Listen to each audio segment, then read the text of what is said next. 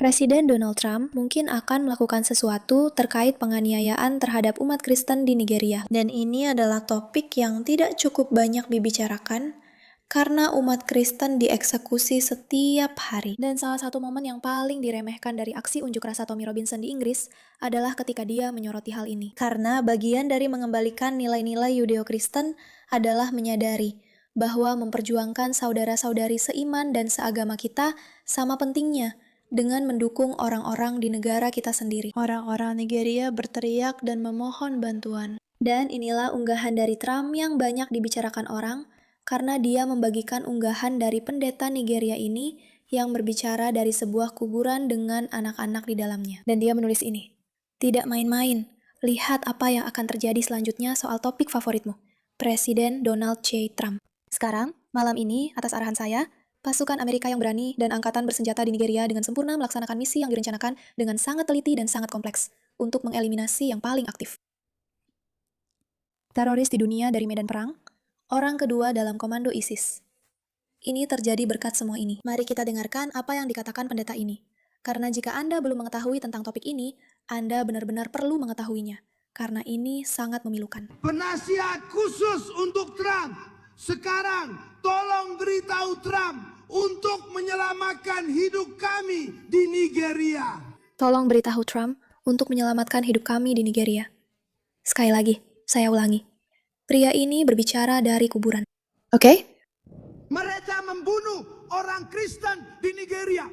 Pembantaian orang Kristen. Jika mereka bilang mereka membunuh Muslim, Muslim juga dibunuh. Oleh siapa? Oleh Muslim.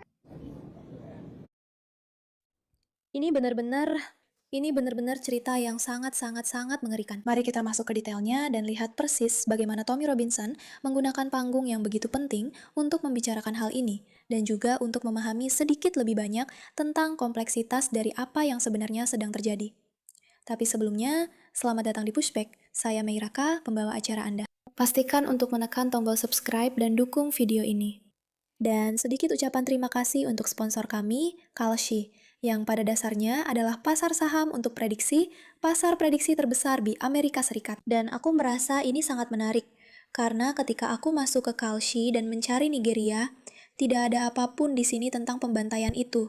Tidak ada juga tentang apakah Trump akan melakukan sesuatu untuk mencoba membuat perubahan. Dan seperti yang sudah aku katakan, inilah tempat di mana orang Amerika dan orang-orang dari seluruh dunia datang dan membicarakan berbagai topik. Jadi, jika ini bukan menjadi perhatian utama orang-orang tentang apa yang akan terjadi di Nigeria, bagaimana para Kristen ini akan diselamatkan? Itu berarti kita belum cukup mendidik diri kita sendiri tentang topik ini. Ngomong-ngomong, unduh aplikasi Kalshi dan gunakan kode Mira untuk mendapatkan potongan $10 saat kamu bertransaksi. $10 Kalshi dieja KALSHI. Taruhkan uangmu pada prediksimu. Dan mari kita buat topik ini menjadi tren. Karena aku benar-benar merasa sangat kuat bahwa Nigeria seharusnya menjadi sesuatu yang kita semua bicarakan. Sekarang, John Cleese, yang menariknya, memposting ini dan dia mendapat banyak masalah karenanya. Dia berkata, jika Yahudi Inggris harus bertanggung jawab atas apa yang terjadi di Gaza, maka dengan logika yang sama, Muslim Inggris juga harus bertanggung jawab atas pembantaian orang Kristen oleh Muslim di Nigeria. Dan tentu saja, itu sama sekali tidak terjadi dalam bentuk apapun. Tidak ada yang benar-benar membicarakan hal ini. Dan tidak ada yang menyalahkan umat Islam yang tidak melakukan sesuatu untuk menghentikan pembantaian orang Kristen di Nigeria, oke? Dan itu benar-benar buruk. Setiap 2 jam di Afrika Sub-Sahara, seorang Kristen dibunuh. Namun, lebih dari 70% dari semua orang Kristen yang dibunuh karena iman mereka tahun lalu adalah orang Nigeria. Dan 94% dari semua umat Katolik Nigeria masih datang ke misa setiap hari Minggu. Oke? 94% umat Katolik Nigeria masih pergi ke misa setiap hari Minggu. Meskipun faktanya, beberapa dari mereka datang dengan senapan untuk melindungi diri dari milisi Islamis. Oke, saya hanya ingin kamu benar-benar memahami hal ini. Mereka berkumpul setiap hari Minggu, yang berarti jika ada milisi Islamis datang untuk mencari dan menyakiti orang-orang ini, kamu tahu di mana mereka paling mudah ditemukan? Ya, di misa hari Minggu saat ibadah mereka. Dan bukannya berkata, kami tidak akan melakukannya, kami mundur. Kami tidak ingin mereka menemukan dan membunuh kami. Mereka berkata, tidak, Agama kami adalah sesuatu yang kami banggakan, dan kami tidak akan berhenti. Kami akan terus hadir dengan tingkat kehadiran 94%. Dan menurutku, ini sebenarnya adalah indikator yang sangat menarik dan sesuatu yang sudah kita lupakan di masyarakat barat.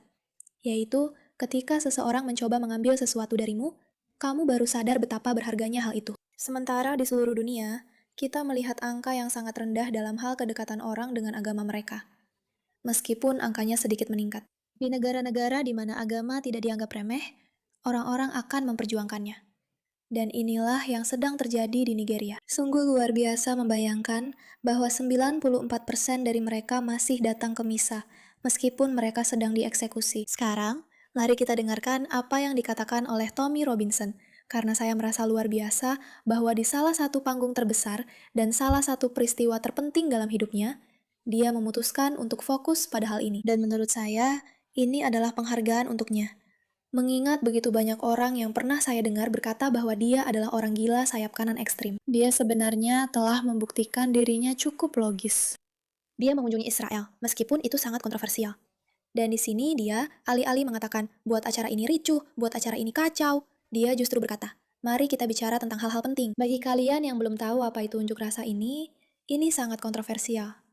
Tommy Robinson sedang berusaha melawan untuk menyelamatkan Inggris dari pengambil alihan oleh Islamis. Dan dia mengadakan unjuk rasa besar-besaran yang disebut Unite the Kingdom.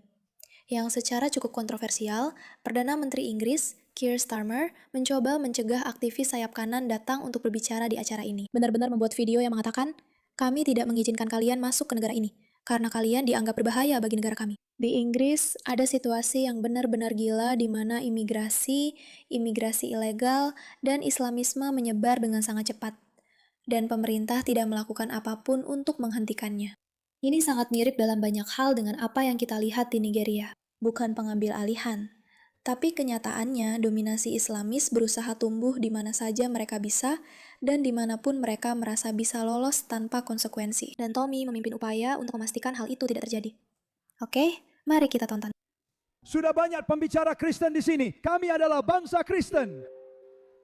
Mengapa kita terus melihat demonstrasi untuk Palestina di negara kita? Ada satu aksi hari ini.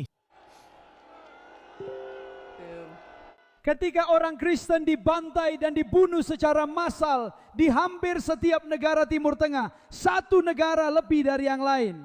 Ada genosida yang sedang terjadi saat ini. Ini sudah berlangsung selama bertahun-tahun di Nigeria. Kami tidak akan berdiam diri sementara saudara-saudari Kristen kami diperkosa dan dijarah di negara manapun di dunia.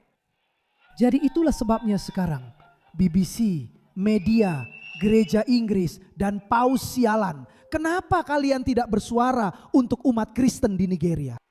Sekali lagi, yang dia tunjukkan di sini hanyalah kemunafikan yang jelas. Benar-benar, semua orang yang pernah Anda dengar membicarakan konflik Palestina. Dan sejujurnya, itu tidak ada hubungannya dengan Israel atau apapun yang orang lain percayai. Sebenarnya, ini lebih tentang fakta bahwa simpati dunia lebih condong kepada kaum Islamis dan bukan kepada agama yang mereka klaim mereka anut. Jika kamu memiliki dua kelompok orang, dan satu berasal dari kelompok agama yang kamu ikuti, dan satu lagi dari kelompok yang tidak kamu ikuti, mengapa kamu tidak lebih peduli jika kelompokmu sendiri yang dirugikan? Mengapa orang-orang tidak lebih peduli terhadap umat Kristen yang dibunuh di Nigeria dibandingkan dengan kaum Islamis yang dibunuh di Palestina? Bukan berarti saya berpikir bahwa orang-orang Palestina sedang dibunuh, tapi itulah narasi yang beredar di luar sana. Dan kemudian, Paus pun angkat bicara dan mengatakan, betapa mengerikannya hal yang sedang terjadi. Namun, umatnya sendiri juga dieksekusi oleh kelompok yang sama yang juga menghancurkan rakyat Palestina. Namun entah bagaimana, hal itu justru didiamkan saja.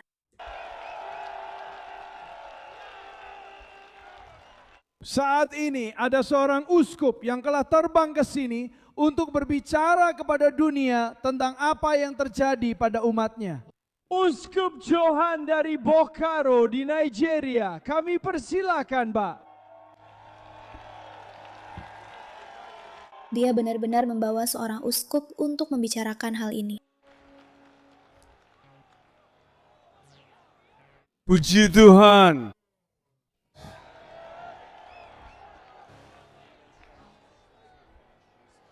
Saya sangat senang berada di tengah-tengah kalian sore ini. Dan saya ingin berterima kasih kepada Tuhan atas kesempatan yang diberikan kepada saya untuk datang berbicara kepada kalian. Saya ingin berterima kasih kepada duyu saya. Sudah terlalu sering kita menghadirkan banyak pembicara Kristen di sini. Pembelaan bagi kami di Nigeria. Dan sebagai hasilnya, kami melihat situasi yang di luar. Kemampuan kami untuk menghadapinya. Ya, ini benar. Dan inilah mengapa kita semua bertanya-tanya. Apakah sesuatu akan terjadi? Apakah Trump akan mengambil tindakan terkait hal ini?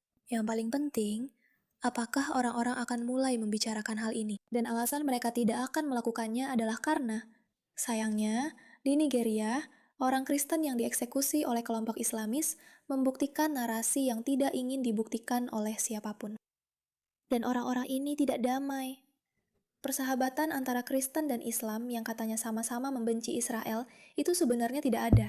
Semuanya palsu. Dan semua orang Kristen di luar sana yang membenci Israel dan sebagainya hanyalah orang-orang bodoh yang dimanfaatkan. Kasus Nigeria membuktikan hal itu kepada semua orang. Karena mereka tidak mau mengutuk eksekusi nyata, genosida nyata, karena siapa pelakunya. Mereka takut. Dan rasa takut itu harus dihilangkan, teman-teman. Harus dihilangkan. Terima kasih atas perhatian Anda terhadap masalah ini.